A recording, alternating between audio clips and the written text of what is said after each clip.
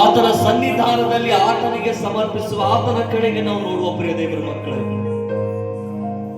ಈ ಒಂದು ಸಮಯಕ್ಕಾಗಿ ನನಗೆ ಸ್ತೋತ್ರಗಳು ಸಲ್ಲಿಸ್ತೇನೆ. ವಾಕ್ಯದ ಮೂಲಕವಾಗಿ ನಿನ್ನದೊಟ್ಟಿಗೆ ಮಾತನಾಡು ಸ್ವಾಮಿ. ನಮ್ಮ ಒಟ್ಟಿಗೆ ನೀನು ಯಾವ ಹೊಸ ವರ್ಷದ ಸಂದೇಶ, ಹೊಸ ವರ್ಷದ ವಾಕ್ಯಗಳಿಟ್ಟಿದೆಯೋ ಅವುಗಳು ನಮ್ಮನ್ನು ಕೊಟ್ಟು ದಯಪಾಲಿಸು. ಆಶೀರ್ವಾದ ಮಾತುಗಳು ನಮ್ಮ ಜೀವಿತದಲ್ಲಿ ಒದಗಿಸಿ ಕರ್ತನೆ. ನಿನ್ನ ಕೃಪೆ ನಿನ್ನ ಸನ್ನಿಧಾನದಲ್ಲಿ ತುಂಬಿಸಿ ನೀನು ತಾನೇ ಮಹಿಮೆ ಹೊಂದಿಕೊಳ್ತೆ ಎಂಬುದಾಗಿ ಯೇಸುವಿನ ಒಂದೇ ನಾಮದಲ್ಲಿ ಬೇಡಿದ್ದೇವೆ ನಮ್ಮ ಕರ್ತನೆ, ಆಮೆನ್. ಆರಾಧನೆಯಲ್ಲಿ ನಮ್ಮನ್ನು ನಾವು ತೊಡಗಿಸಿಕೊಂಡಿದ್ದೇವೆ. ಇದು ನಿಜವಾಗಿ ದೇವರು ನಿಮ್ಮ ಜೀವಿತದಲ್ಲಿ ಕೊಟ್ಟಂತ ಒಂದು ಸುಂದರವಾದಂತಹ ಸಮಯವಾಗಿದೆ. ಈ ಸಮಯದಲ್ಲಿ ನಾವು ಮನಸ್ಸಾರೆ ಕರ್ತನ ಆರಾಧನೆಯನ್ನು ಮಾಡುವ, ಕರ್ತನ ವಾಕ್ಯವನ್ನು ಆಲಿಸುವ. ಕೀರ್ತನೆಗಳ ಸಂಗ್ರಹ 124 ಮೊದಲನೇ ವಚನ ಹೇಳುತ್ತದೆ. ದಯಮಾಡಿ ಯಾರಾದರೂ ಜೋರಾಗಿ ಸ್ಪಷ್ಟವಾಗಿ ಓದಿ ಸಹಕಾರ ಮಾಡ್ರಿ.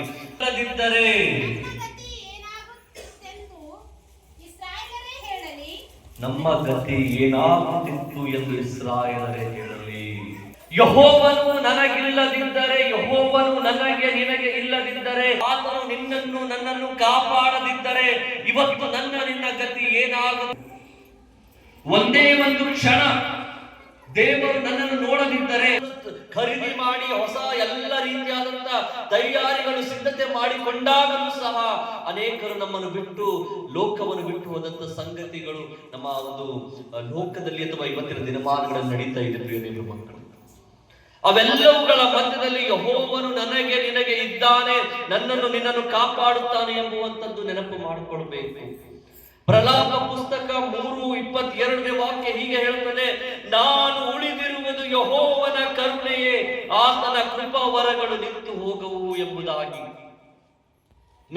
ನೀನು ಉಳಿದಿರುವುದು ಯೆಹೋವನ ಗ್ರೇಸ್, ದೇವರ ಕರುಣೆ. ಆ ಕರುಣೆಯಿಂದ ನಾವೆಲ್ಲರೂ ಇವತ್ತು ಜೀವಿತರ ಸಂಖ್ಯೆಯಲ್ಲಿ ಇದ್ದೇವೆ, ಹೊಸ ವರ್ಷದಲ್ಲಿ ಕಾಲಿಟ್ಟಿದ್ದೇವೆ ಪ್ರಿಯ ದೇವರ ಮಕ್ಕಳೇ.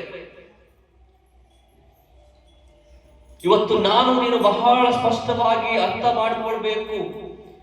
ನಾವು ಉಳಿದಿರುವುದು ಯೆಹೋವನ ಕರುಣೆಯಿಂದ. ಆತನ ಕೃಪೆ, ಆತನ ವರಗಳು ಯಾವತ್ತೂ ನಮ್ಮ ಮೇಲೆ ನಿಂತು ಹೋಗುವುದಿಲ್ಲ.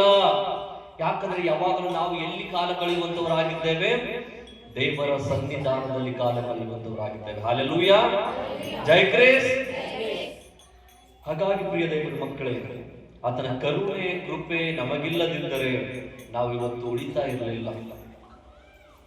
ನಮ್ಮನ್ನು ನಾವು ದೇವರ ಮುಂದೆ ಒಪ್ಪಿಸಿಕೊಟ್ಟಿದ್ದ ಪ್ರಯುಕ್ತ ಇವತ್ತು ನಾವು ಬದುಕಿದ್ದೇವೆ. ಆ ಜೀವನ, ಜೀವಿತ, ಶ್ವಾಸ ಇರುವುದೆಲ್ಲವೂ ಯಾರಿಗೆ ಸ್ತೋತ್ರ ಸಲ್ಲಿಸಬೇಕೆಂಬುದಾಗಿ ಕೀರ್ತನೆಯ ಕಡೆಯ ಅಧ್ಯಾಯ ಹೇಳುತ್ತದೆ. ಯೆಹೋವನಿಗೆ ಸ್ತೋತ್ರ ಸಲ್ಲಿಸಬೇಕು ಎಂಬುದಾಗಿ ಹೇಳುತ್ತದೆ. ಶ್ವಾಸ ಇರುವಂತ ಎಲ್ಲರೂ ಯೆಹೋವನಿಗೆ ಸ್ತೋತ್ರ ಸಲ್ಲಿಸಬೇಕು.